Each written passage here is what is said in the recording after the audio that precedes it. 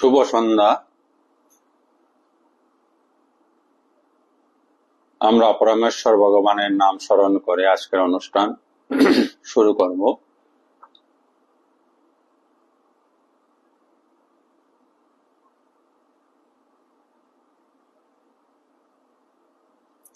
ও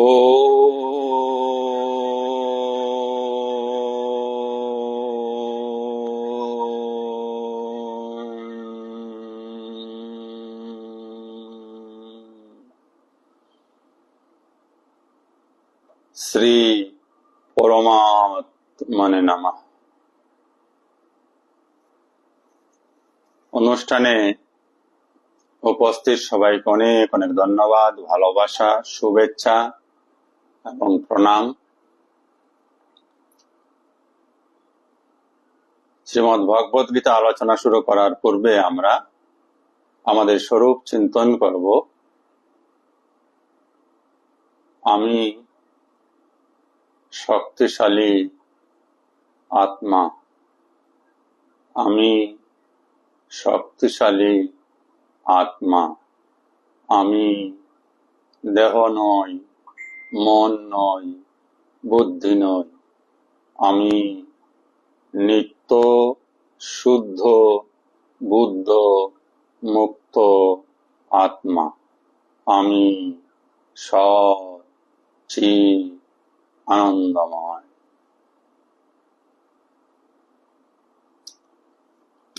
গতদিনে Facebook live অনুষ্ঠানে আমরা শ্রীমদ্ ভগবদ গীতার ৪র্থ অধ্যায় জ্ঞান যুগের ২২ নম্বর মন্ত্রটি পর্যন্ত আলোচনা করেছিলাম। আজ আমরা ২৩ নম্বর মন্ত্র থেকে আলোচনা শুরু করব। আসুন দেখি ২৩ নম্বর মন্ত্রে ভগবান শ্রীকৃষ্ণ কি বলছেন। ২৩ নম্বর মন্ত্রে ভগবান বলছেন, গত সঙ্গস্য মুক্তস্য জ্ঞান অবস্থিত চেতসঃ যজ্ঞয় আচরতঃ কর্ম সমগ্রম প্রবিলীয়তে। গত মানে শেষ হয়ে যাওয়া, সঙ্গস্য আসক্তি, জড়জগতের বস্তু ব্যক্তির উপর আসক্তি শূন্য হয়ে যাওয়া, শেষ হয়ে যাওয়া। মুক্তস্য, যিনি সমস্ত বন্ধন থেকে মুক্ত হয়ে গেছেন।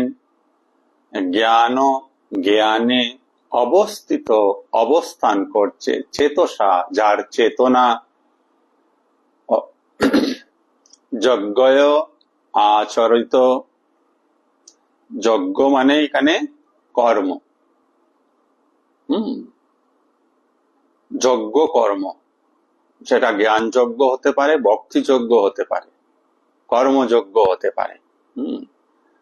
তো যার আচরণের মধ্যে কর্মযজ্ঞ হিসাবে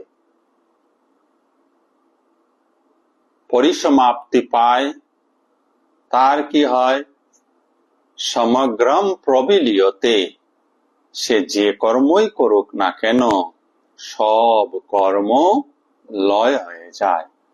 লয় হওয়া মানে শেষ হয়ে যাওয়া, নাশ হয়ে যাওয়া, কর্ম নাশ হওয়া।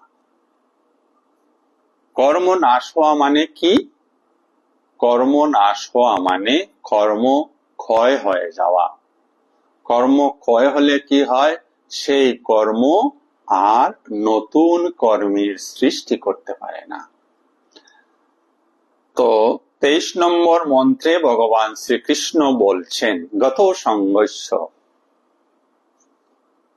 জড় জগতের সমস্ত ব্যক্তি বস্তু থেকে আসক্তি শূন্য হও। মুক্তস্য, সমস্ত বন্ধন থেকে মুক্ত হয়ে, যিনি বা যার চেতনা জ্ঞানে বা আত্মায় অবস্থান করছে, যার আচরণে যজ্ঞ, যার আচরণের মধ্য দিয়ে ভক্তিযজ্ঞ, জ্ঞানযজ্ঞ নতুবা কর্মযজ্ঞ প্রকাশিত হচ্ছে।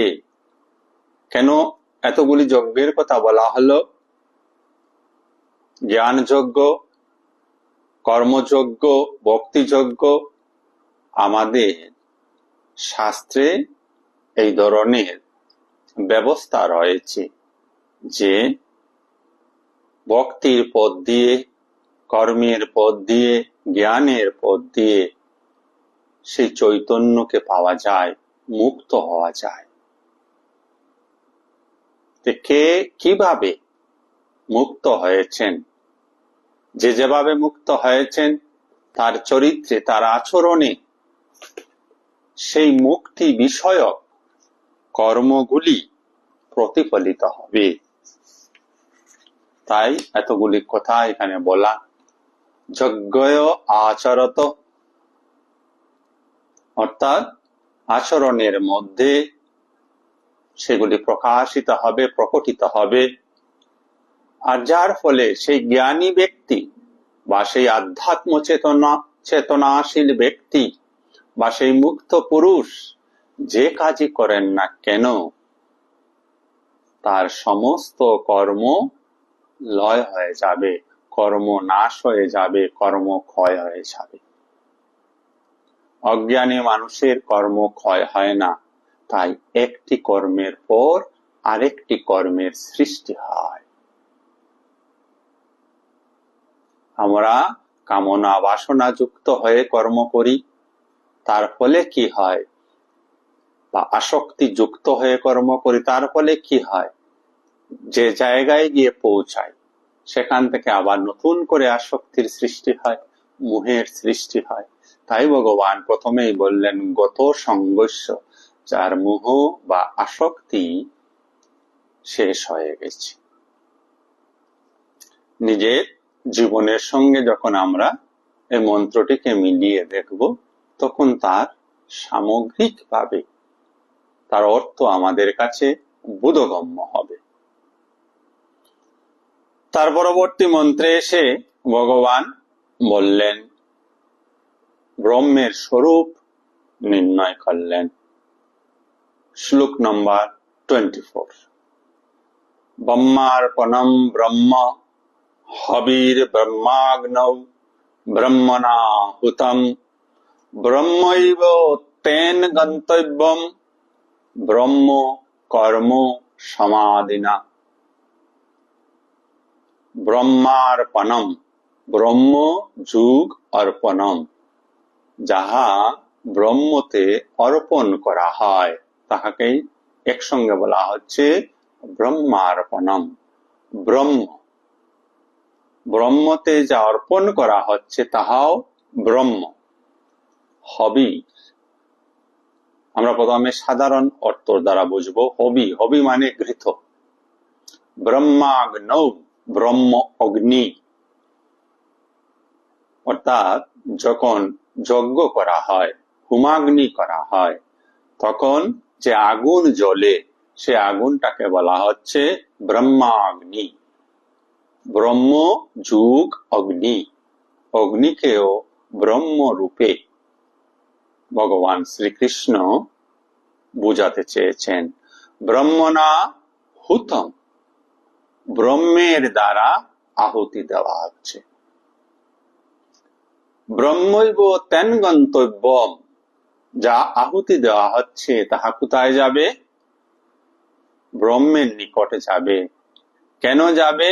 ব্রহ্ম কর্ম সমাধিনা, ব্রহ্মেরই কাজ সমাধান করতে।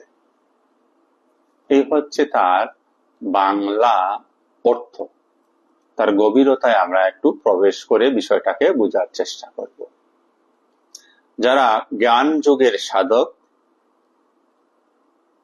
যাদেরকে জ্ঞানী বলা হয়, অদ্বৈত জ্ঞান নিয়ে যারা চর্চা করেন, অদ্বৈত জ্ঞানে যারা সিদ্ধি প্রাপ্ত হয়েছেন, তাদেরকে সন্ন্যাসীও বলা হয়। এই সন্ন্যাসীরা দেখবেন পূজন করার পূর্বে এই মন্ত্রটি উচ্চারণ করেন। আবারও একবার আমরা সহজভাবে এই মন্ত্রটি বোঝার চেষ্টা করি। আমরা সবাই হোম যজ্ঞ দেখেছি, হোমাগ্নি দেখেছি। যখন হোম যজ্ঞ করা হয় পূজার সময়, তখন কাঠ পোড়াইয়ে আগুন লাগানো হয়। সেই আগুনের মধ্যে যিনি পূজা করছেন, যিনি সংকল্প করেছেন, তিনি ওই আগুনের মধ্যে বিভিন্ন দ্রব্য, ঘৃত সমেত বিভিন্ন দ্রব্য আহুতি দেন।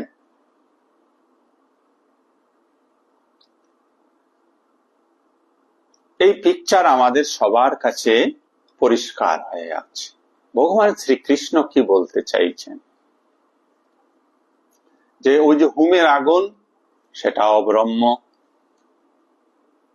যে সকল দ্রব্য ওই হোমের আগুনে আহুতি দেওয়া হচ্ছে, তাহাও ব্রহ্ম। যিনি আহুতি দিচ্ছেন, তিনিও ব্রহ্ম। আহুতি দেওয়ার কারণ এইসব কিছু ব্রহ্মতে পৌঁছাবে। কেন? ব্রহ্মেরই কাজ সম্পাদন করার জন্য। তো আমরা মানুষেরা যারা রয়েছি, আমরা প্রতিদিন কর্ম করি, বিভিন্ন ধরনের কাজ আমরা করি। কর্মগুলি আমাদের বিচার বুদ্ধির দ্বারা আমরা করি। আমাদের কর্মগুলির মধ্যে আমাদের চাওয়া পাওয়া, কামনা, বাসনা, লোভ, হিংসা, ক্রোধ ইত্যাদি জড়িত হয়ে থাকে। কোনো কাজ আমরা অন্যকে হিংসা করে করি, কোনো কাজ আছে আমরা আসক্তির জন্য করি, যেটা আমার চাই, মোহের জন্য করি। কোনো কাজ আমরা আমাদের শারীরিক উত্তেজনাকে পরিতৃপ্ত করার জন্য করি। কোনো কাজ আমরা ভয়ে করি, কোনো কাজ আমরা ঘৃণার সহিত করি। তো অজ্ঞানী মানুষের সমস্ত কাজ মোট কথা ষড়রিপুর দ্বারা আক্রান্ত হয়ে আছে। জ্ঞানী এই ষড়রিপুকে জয় করেছেন এবং তিনি বেশ উপলব্ধি করেছেন যে এই জগতে ব্রহ্ম ছাড়া, ভগবান ছাড়া আর কিছু নেই।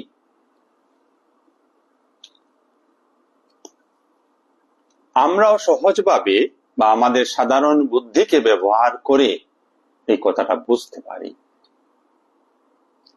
জলকে তৈরি করেছে, আমরা তৈরি করেছি না? আমরা তৈরি করিনি। মাটিকে তৈরি করেছে, আমরা তৈরি করিনি। অন্ন শস্য কে তৈরি করেছে? আমরা তৈরি করিনি।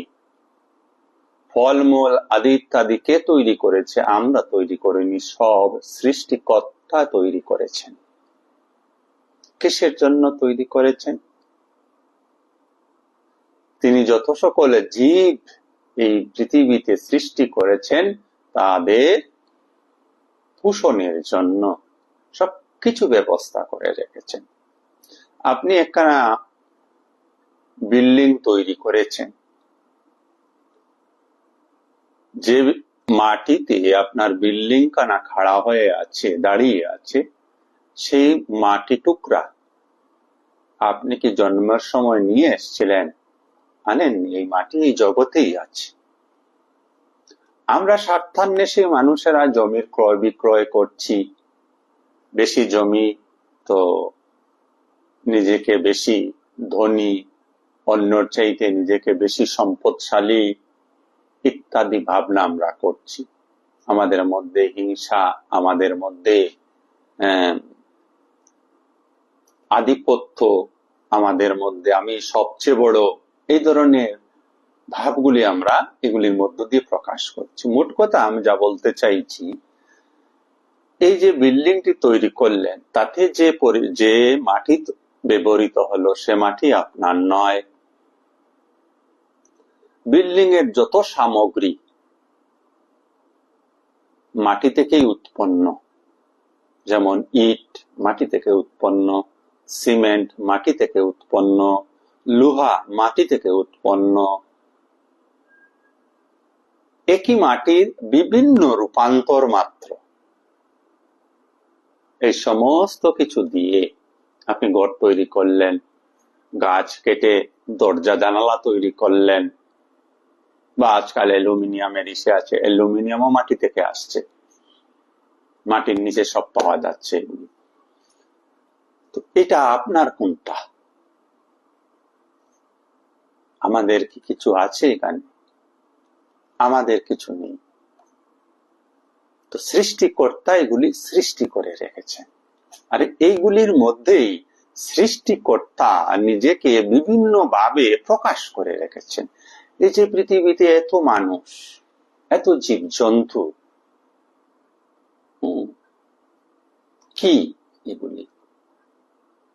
এই সমস্ত সচেতন বা চেতন জীবের মধ্য দিয়ে সেই সৃষ্টিকর্তাই প্রকাশিত হয়ে আছে।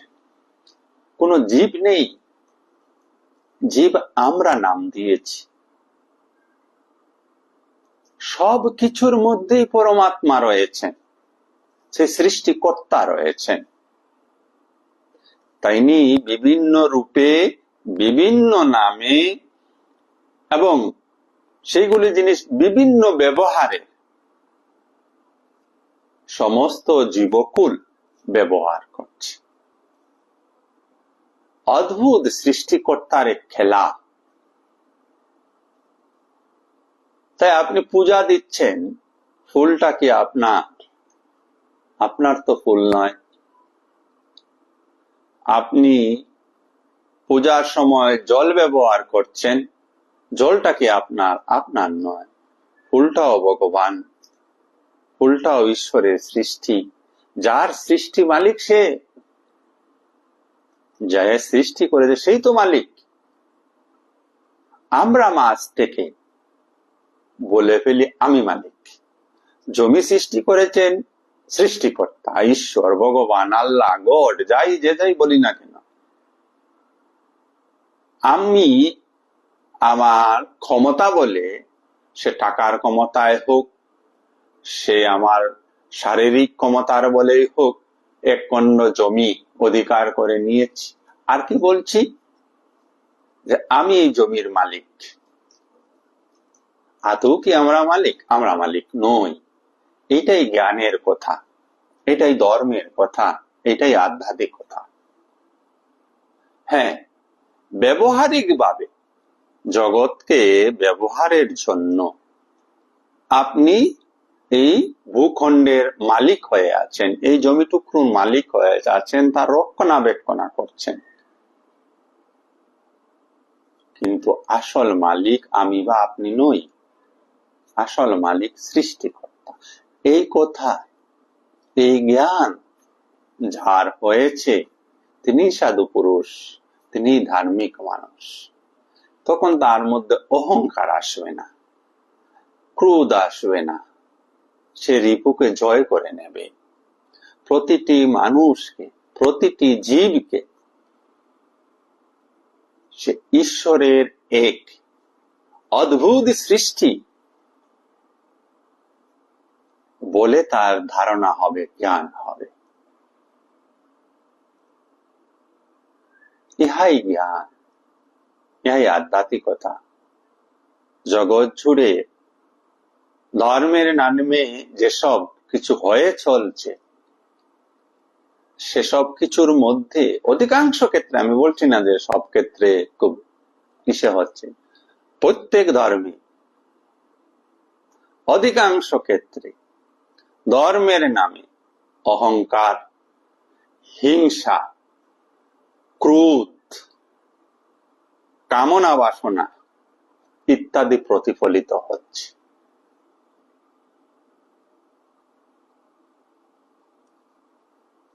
তা প্রমাণ করছে জগতের মানুষ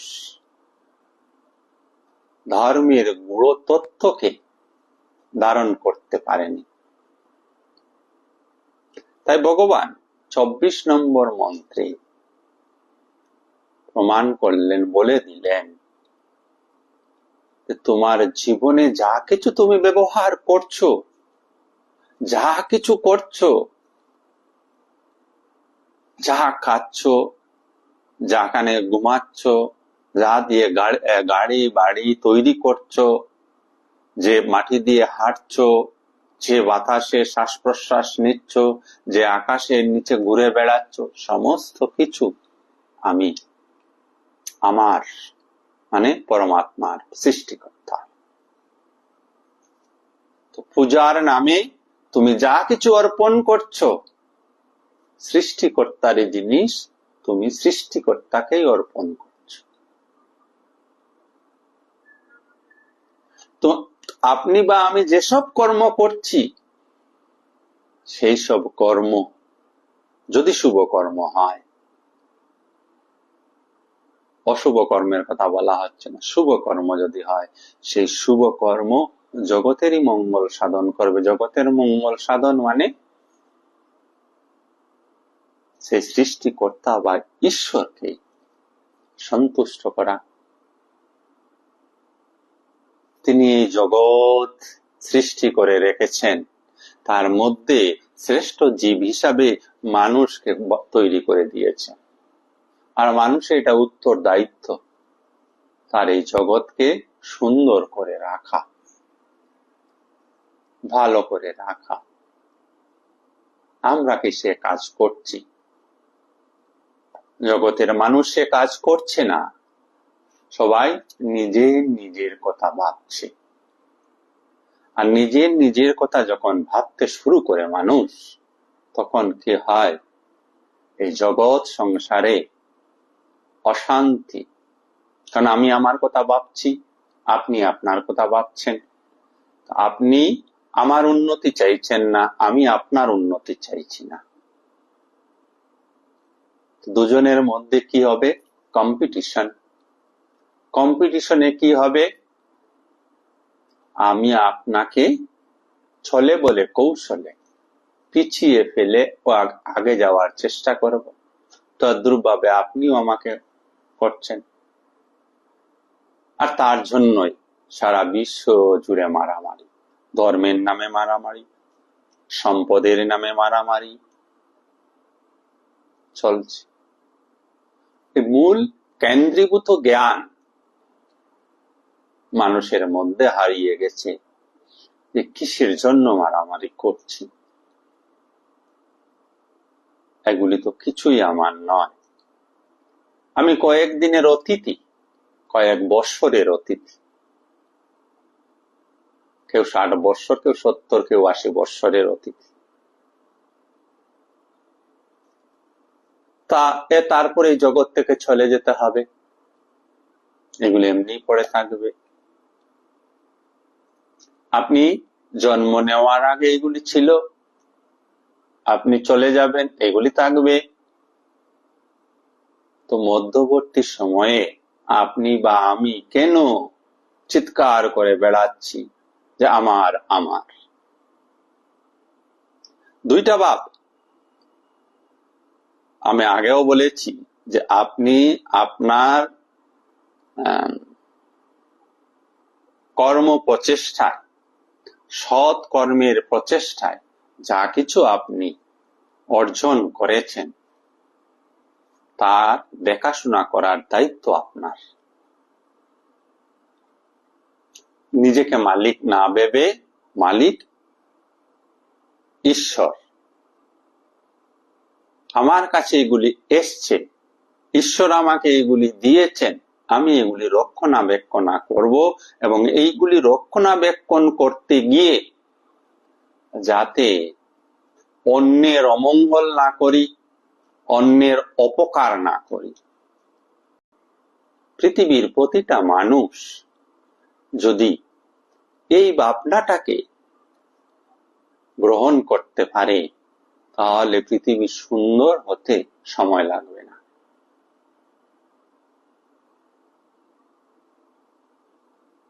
কিন্তু দুঃখের বিষয়, আমরা তার থেকে অনেক অনেক ক্রোশ দূরে অবস্থান করছি। মানসিকভাবে আমরা একে অন্যের সঙ্গে রয়েছি, সমাজবদ্ধ হয়ে আছি, দেশবদ্ধ হয়ে আছি, রাজ্যবদ্ধ হয়ে আছি। বলি আমরা গোটা পৃথিবী আমার, আমি গোটা পৃথিবীর কল্যাণ সাধন করব, মানুষের কল্যাণ সাধন করব। ভাবনা কিন্তু অন্য। ভাবনা সবচাইতে বেশি আমার কেমন করে হবে, আমি সবচাইতে বেশি সম্পদের অধিকারী কেমন করে হব, আমি সবচাইতে বেশি ক্ষমতার অধিকারী কেমন করে হব। আর যার ফলে আমরা কেউ শান্তিতে নেই। আপনি বা আমি যার থেকে বড় হতে চাইছি, সেও আপনাকে ছোট করার চেষ্টা করছে, সেও আপনাকে পিছনে ফেলার চেষ্টা করছে। সেও সুখী নয়, আপনিও সুখী নয়। তাই আমরা চিৎকার করে ঘোষণা করি, বলি, নিজে নিজেই বলি, জীবনটা সুখ পেলাম না, শান্তি পেলাম না। এবার জগতের কথা ছাড়ুন, এই যে আপনি চিৎকার করছেন, সুখ পেলাম না, শান্তি পেলাম না, আপনি আমি কি যথার্থভাবে সুখ এবং শান্তির খোঁজ করেছি? আমরা খোঁজ করিনি। আমরা অশান্তির খোঁজ করেছি। আমরা আগুন সংগ্রহ করেছি, যে আগুন আমাদের দেহ মনকে পুড়িয়ে ছাই করে দিচ্ছে, তবুও বারংবার ওই আগুনের দিকে ছুটছি। এস ওয়াজিদ আলী একটা গল্প লিখেছিলেন, প্রদীপ ও পতঙ্গ। আমার যদি সঠিক মনে আছে তা মোটামুটি এইরূপ, যে তিনি পড়াশোনা করছেন, কিছু লেখার চেষ্টা করছেন। সে আগেকার দিনের কথা, এইসব ইলেকট্রিক বাতি ছিল না, প্রদীপ জ্বালিয়ে লেখালেখি করছিলেন। তো প্রদীপের আলো দেখে পতঙ্গ আকর্ষিত হয়। তো একটি পতঙ্গ বারবার প্রদীপের আলোতে ঝাঁপ দেওয়ার চেষ্টা করছে। পতঙ্গ তো জানে না যে এখানে আগুন, ঝাঁপ দিলে সে আর বাঁচবে না, তথাপিও বারংবার সে আসছে। এস ওয়াজেদ আলী, সে সাহিত্যিক, তাকে বারংবার সরিয়ে দিচ্ছেন।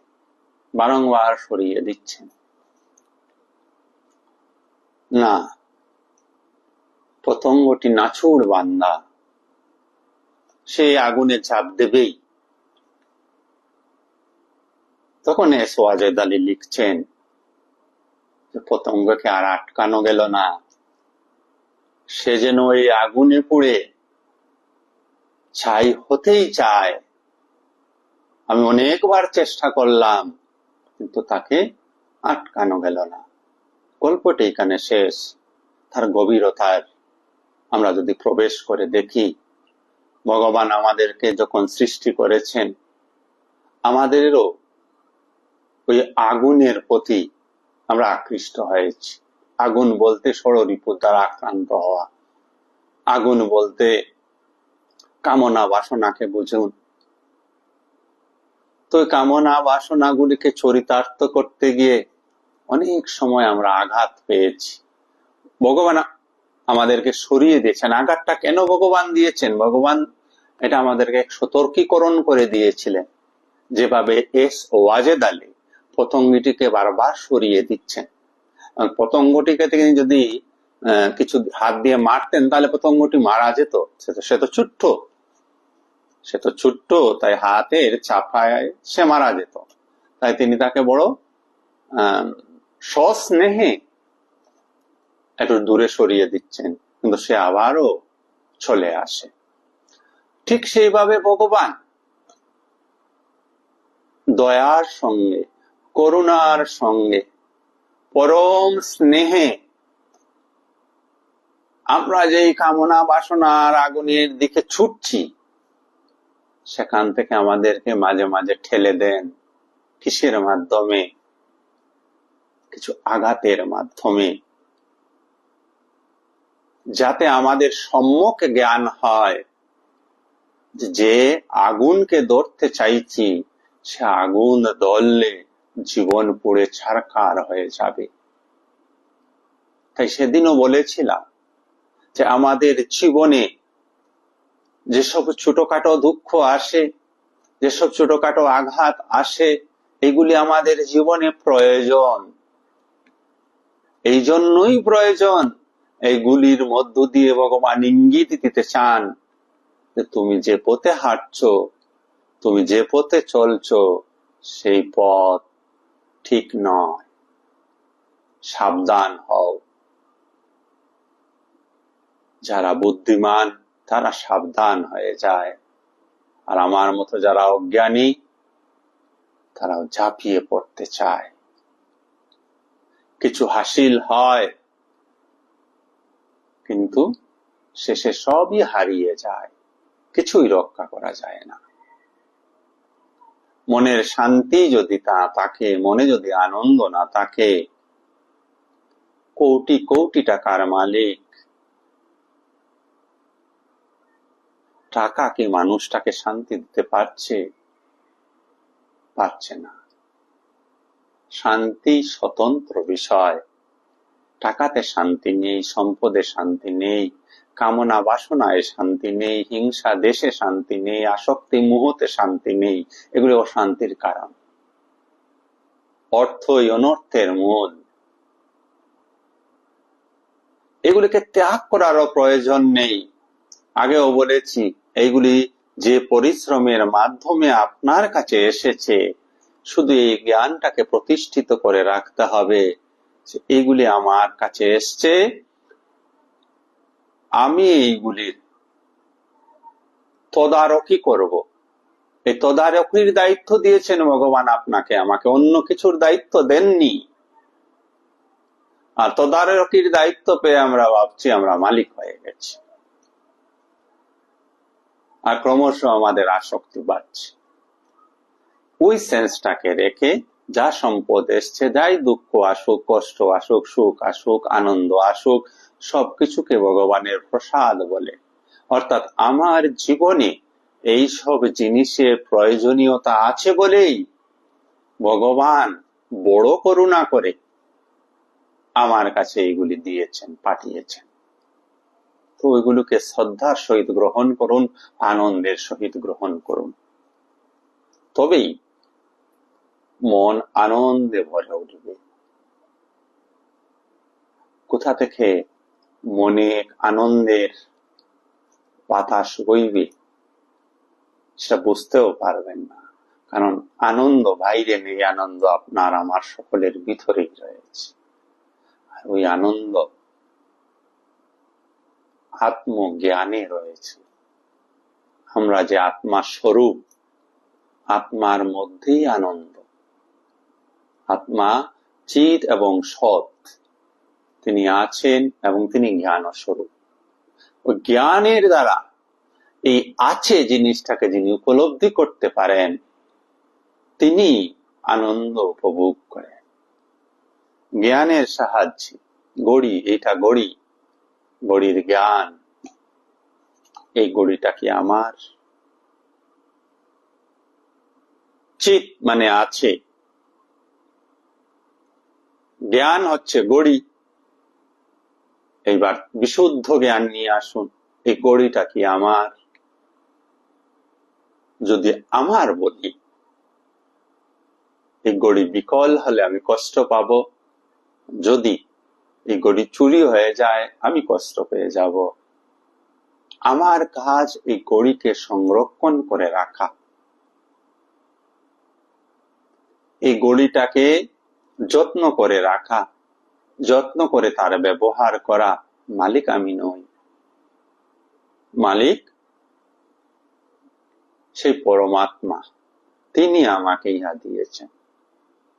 সে টাকার বিনিময়ে হোক আর অন্য কোনো বিনিময়ে হোক, এই জ্ঞান যদি হয়, তখন এই গড়ি যদি বিনষ্ট হয়, এই গড়ি যদি হারিয়েও যায়, ক্ষণিকের দুঃখ হবে, পরে আবার সেই জ্ঞান ফিরে আসবে যে গড়ি আদৌ তোমার নয়, তাহলে তোমার দুঃখ কিসের? তখন থাকবে কি আপনার কাছে? দুঃখ যদি না থাকে আপনার মনে, থাকবে কি আপনার কাছে? আনন্দ, আইদার সুখ ওর দুঃখ। মনের আর তৃতীয় কোনো অবস্থা নেই। মনে সুখ আছে, নালে দুঃখ আছে, তৃতীয় কোনো মনের অবস্থা নেই। তো দুঃখের কারণ অনুসন্ধান করে যদি দুঃখকে উপলব্ধি করা যায়, তাহলে দুঃখ আর কোনোদিন আপনার কাছে আসবে না। তাই ভগবান 24 নম্বর মন্ত্রে বললেন, এই জগতে যা কিছু ব্যবহার করছে, যা কিছু, সব মালিক তিনি। তার বস্তু দিয়েই তাকেই অর্পণ করা হচ্ছে, যা আমরা পূজার মধ্যে করছি। কেন করছি? যে আমিও যেন আত্মায় স্থিত হতে পারি। ব্রহ্মৈব তেন গন্তব্যম। আমার যত কিছু কর্ম, যত কিছু সাধনা, যত কিছু পূজা অর্চনা, তার মুখ্য কারণ হচ্ছে আমিও যেন আত্মজ্ঞানী হই, আমিও যেন আত্মায় অবস্থান করতে পারি, এই উদ্দেশ্য। আত্মায় অবস্থিত হয়ে যখন কাজগুলি করব, সেই কাজ আমার ব্যক্তি বিশেষের জন্য হবে না, সেই কাজ পরার্থে হবে। তাই বলা হলো ব্রহ্ম কর্ম সমাধিনা। ব্রহ্ম কর্মই হচ্ছে পরার্থে কর্ম, পরের জন্য কর্ম করা। আপনার কর্মের মধ্য দিয়েই আপনি জগতের মঙ্গল করবেন। জগতের মঙ্গল করতে ইহা কখনো বুঝায় না যে আপনি আরেকজনের বাড়িতে গিয়ে কিছু কাজ করে দিয়ে এলেন, আমি পরের মঙ্গল করছি, আর আপনার সংসার উজাড়ে গেল। গীতায় নয়, উপনিষদে বড় সুন্দর করে লেখা আছে, আত্মনাম মুক্ষার্থায় জগৎ হিতায় চ। আগে নিজের বাড়িঘর ঠিক করুন, আগে নিজে ঠিক হন, আগে নিজে মুক্ত হন, তারপরে অন্যকে মুক্ত করা যাবে। অন্যকে গিয়ে সরাসরি মুক্ত করতে হবে না, অন্য আপনার আচার আচরণের মধ্য দিয়েই লাভান্বিত হয়ে যাবে। যত যত মহাপুরুষ এই পৃথিবীতে জন্মগ্রহণ করেছেন, তারা কি প্রতিটি মানুষের কাছে গেছিলেন? জাননি তো। কিন্তু জগতের প্রতিটি মানুষ, যারা বিবেকবান বুদ্ধিমান মানুষের কথা বলছি, যারা ধর্মকে আশ্রয় করে জীবন বাঁচতে চান, তাদের কথা বলা হচ্ছে। মানুষ নামক পশুগুলির, মানুষ নামক অসুরগুলির কথা বলা হচ্ছে না। অসুর এবং পশু, অসুর দেখতে মানুষের মতো, তার মধ্যে আধ্যাত্মিকতা বা ধার্মিকতা আসে না। আর পশু, তারা, অসুরগুলো কিন্তু বুদ্ধিমান। আমার এটা চাই, এটা চাই, এটা চাই। রাবণকে আমরা দেখেছি, কংসকে আমরা দেখেছি, এরা কিন্তু বুদ্ধিমান। আর পশু যে কিছু বুঝে না, শুধু খাওয়া আর ঘুম বুঝে, আর সন্তান সন্ততি উৎপন্ন করা বুঝে, অন্য কিছু আর বুঝে না। সে পশু সম জীবন যাপন করছে। এদেরকে বাদ দিয়ে আপনাদের মতো যারা চেতনা বিকাশ যাদের হয়েছেন, যাদের এই উপলব্ধি হয়েছে যে আমি কিছুর মালিক নই, এই সব কিছু সেই পরমাত্মার, আমাকে ওই পরমাত্মাকে খুঁজতে হবে, তার সঙ্গে আমাকে সংযুক্ত হতে হবে। এই যাদের ভাবনা চলে এসছে, যা মহাপুরুষদের জীবনে আমরা দেখি, তাদের জীবনটাই আদর্শ হয়ে যায়। আজও আমরা গীতা গানা পড়ছি কেন? 5000 বছর পূর্বে তা বলা হয়েছিল। আজ কেন পড়ছি? আজ এই জন্যই পড়ছি, তার বাণীগুলির মধ্যে আজও সেই শক্তি রয়েছে, আজও সেই পবিত্রতা রয়েছে। যদি তা সঠিকভাবে আমরা অনুধাবন করতে পারি, তাহলে আমরাও সুন্দর হয়ে উঠতে পারি। 24 নম্বর মন্ত্র আমরা বলছি, ব্রহ্মার্পণম ব্রহ্ম, ব্রহ্মকে যা অর্পণ করা হয় তাহা ব্রহ্ম। হবির ব্রহ্মাগ্নৌ, যজ্ঞ অগ্নিতে বা হোম অগ্নিতে যা অর্পণ করা হয় তাহাও ব্রহ্ম। ঘৃত বলুন, কোন দ্রব্য বলুন, তাহাও ব্রহ্ম। হোম অগ্নিটাও ব্রহ্ম। কে অর্পণ করেন বা আহুতি দেন, যিনি অর্পণ করেন বা আহুতি দেন তিনিও ব্রহ্ম। একমাত্র উদ্দেশ্য এই আহুতির সে ব্রহ্মে পৌঁছানো। কিসের জন্য? ব্রহ্মের কর্মকে সমাধান করার জন্য। আরো সহজভাবে যদি আমরা বুঝার চেষ্টা করি, মন্ত্রটি বড় গভীর অর্থবোধক মন্ত্র বলে আমি এটাকে একটু সময় নিয়ে বোঝানোর চেষ্টা করছি। আমরা যে খাওয়া দাওয়া করি, অনেক কিছু খাই। এই রাত্রেবেলা সবাই খাবো, ভাত খাবো, ডাল খাবো, সবজি খাবো, মাছ খাবো, মাংস খাবো।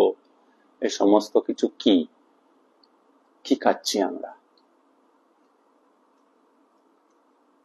অদ্বৈত বেদান্তের ভাষায় এই সব কিছুর মধ্যে ঈশ্বর বিদ্যমান। তো খাদ্য সামগ্রীগুলিতে ব্রহ্ম বিদ্যমান।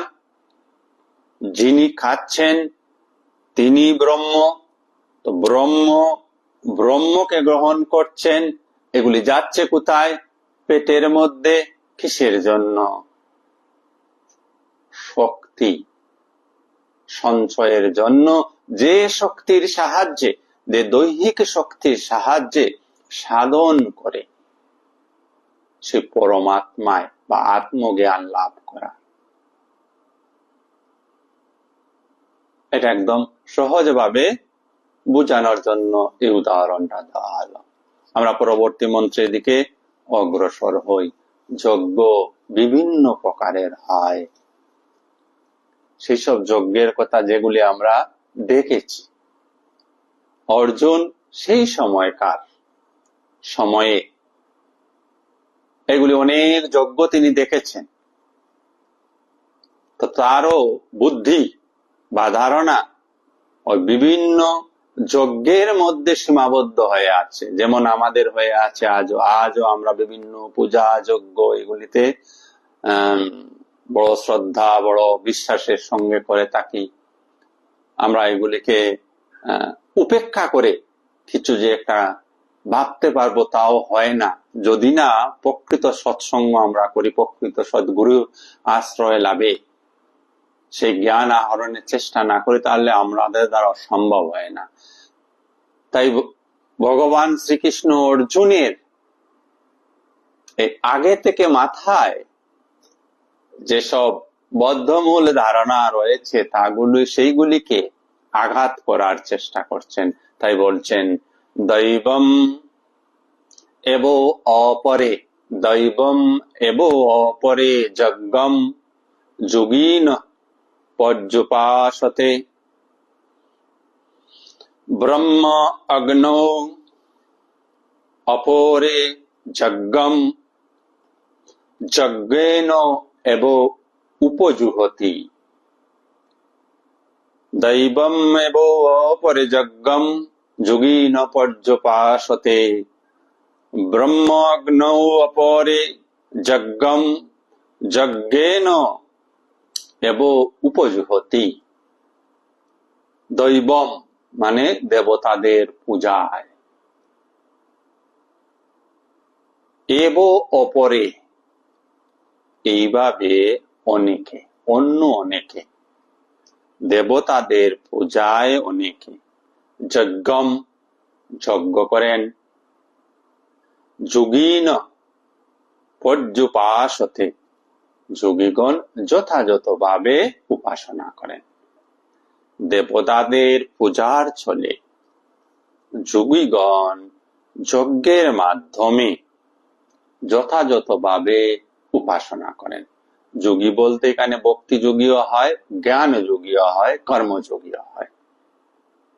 যেহেতু উপাসনার কথা বলা হয়েছে তাই ইহা ভক্তি যোগের যোগীদের কথা বলা হয়েছে।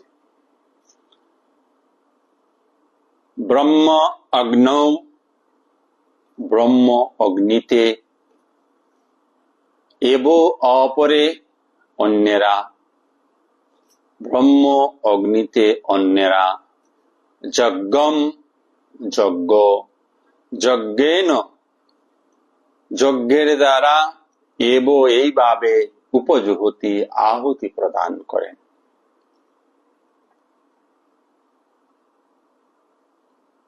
এইগুলি আমরা সবাই দেখেছি।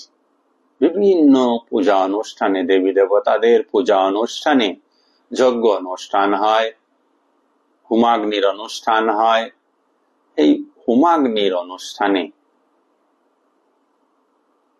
ভক্ত বা সাধক যজ্ঞ করে দেবী দেবতাকে সন্তুষ্ট করতে চান, দেবী দেবতাদের উপাসনা করতে চান। ভক্তি যুগের সাধকরাও করেন, আবার জ্ঞান যুগের সাধকরাও করেন। ভক্তি যুগের সাধকরা পূজা উপাসনার মাধ্যমে, যজ্ঞের মাধ্যমে তা করে থাকেন। জ্ঞান যুগের যোগীরা বিচারের দ্বারা সে ব্রহ্ম যজ্ঞ করে থাকেন।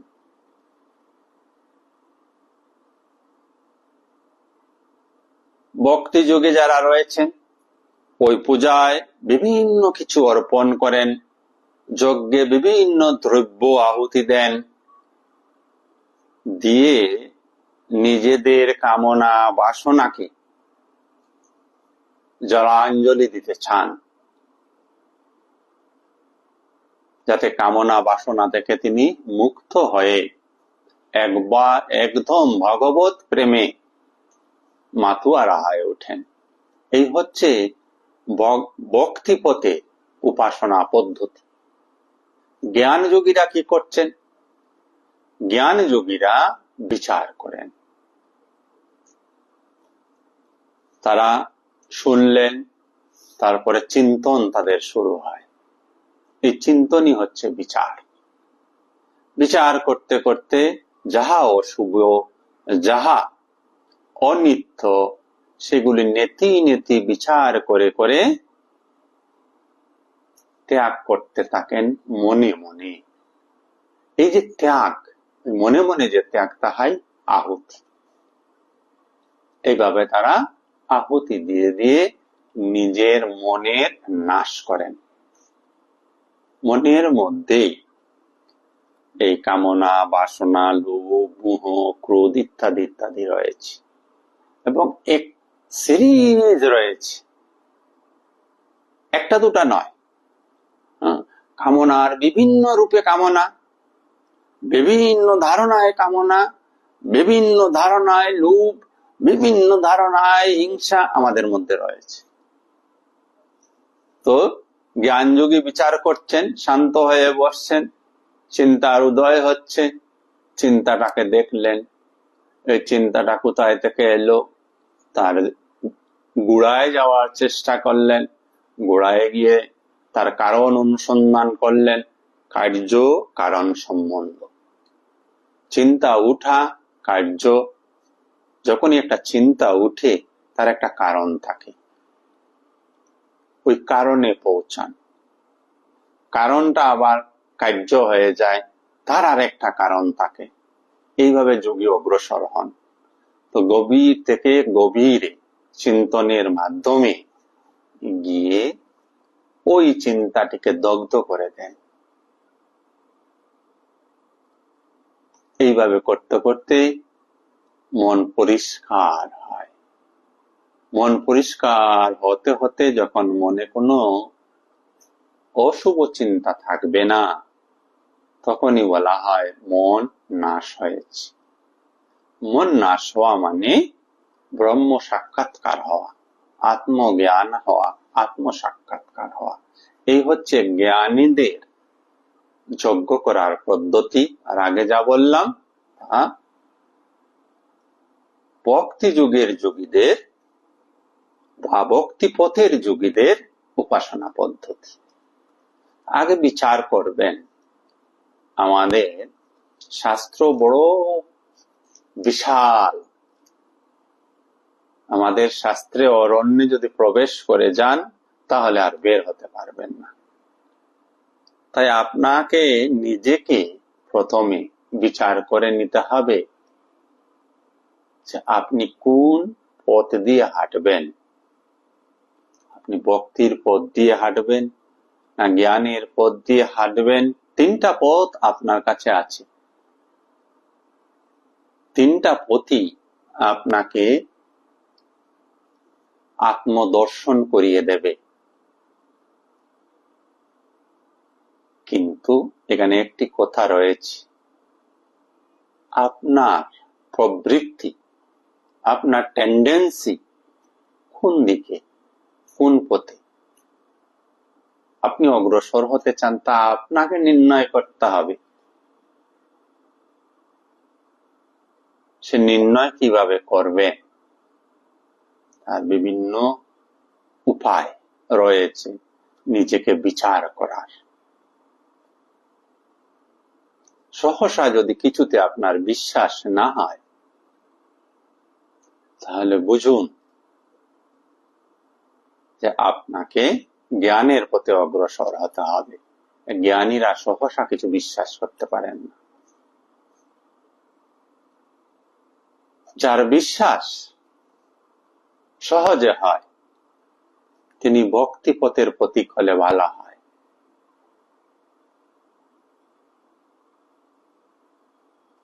আর কর্মপথের প্রতীক তারা যারা নিষ্কাম কর্ম করতে ভালোবাসে। তারা মূলত দুইটি পথ, একটি ভক্তির পথ আর একটি জ্ঞানের পথ। বাকি পথগুলি মার্জ হয়ে যায় কোনো না কোনো ভাবে এবং সবশেষে একটি পথই বিদ্যমান থাকে। প্রাথমিক অবস্থায় সাধকের কাছে চারটি পথ। সাধক যেমন যেমন অগ্রসর হবে দুটি পথ থাকবে। যুগের পথ বন্ধ হয়ে যাবে, কর্মের পথও বন্ধ হয়ে যাবে। কারণ যুগ এবং কর্ম ভক্তি পথেও রয়েছে, জ্ঞান পথেও রয়েছে। কর্ম তো করতেই হবে। যুগের ভক্তির পথেও আপনি নিষ্কাম কর্ম ছাড়া কিছু করতে পারবেন না, অগ্রসর হতে পারবেন না। জ্ঞান পথেও নিষ্কাম কর্ম ছাড়া অগ্রসর হতে পারবেন না। যুগ, ভক্তি এবং জ্ঞান দুটাতেই প্রয়োজন। যুগে ধ্যান ধারণা, অষ্টাঙ্গ যুগের কথা বলা হয়েছে, যম, নিয়ম, আসন, প্রাণায়াম, প্রত্যাহার, ধারণা, ধ্যান, সমাধি, পতঞ্জলি যোগসূত্রে। তো জ্ঞান যুগেও ধ্যানের প্রয়োজন, ভক্তি যুগেও ধ্যানের প্রয়োজন। এই বললাম যে শেষে গিয়ে দুইটাই রাস্তা থাকে, আর দুইটা রাস্তায় আরো অল্প অগ্রসর হয়ে একটা হয়ে যায়। জ্ঞানীও ভক্তিতে আপ্লুত হয়ে যান, ভক্ত জ্ঞানে আপ্লুত হয়ে যান। আর ভক্তি না আসলে জ্ঞান হবে না, আর জ্ঞান না আসলে ভক্তি হবে না। তো আলটিমেটলি একটি পথ থাকে, কিন্তু শুরু আপনাকে করতে হবে একটি পথের চয়ন করে। সেগুলি পরবর্তী সময়ে আপনার জীবনে অটোমেটিক্যালি চলে আসবে। যেমন যেমন আপনার জ্ঞানের সূক্ষ্মতা বাড়বে, তেমন তেমন এগুলি সবকিছু চলে আসবে। আমরা আজকের আলোচনা এখানে সমাপ্ত করব। যারা অগ্রসর হচ্ছি না, আপনারা যারা উপস্থিত রয়েছেন সবাইকে অনেক অনেক ধন্যবাদ। সকলের অন্তরস্থ আত্মাকে আমার শতকোটি প্রণাম নিবেদন করছি এবং আজকের আলোচনা এখানে সমাপ্ত করছি। ওম শ্রীরামকৃষ্ণ অর্পণম অস্তু। শুভরাত্রি। সবাই ভালো থাকুন, সুস্থ থাকুন, আনন্দে থাকুন।